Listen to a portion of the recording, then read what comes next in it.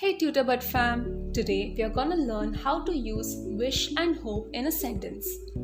Most people get confused with the proper usage of these words when they want to speak of things that they would like or not like to happen.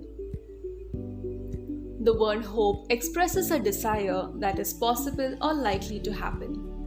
For example, when you study well for your exams, you say, "I hope I get good marks."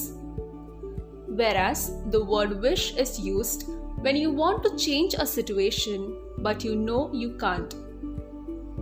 For example, when you don't study well for your exams and as a result you fail, you say, "I wish I had studied better."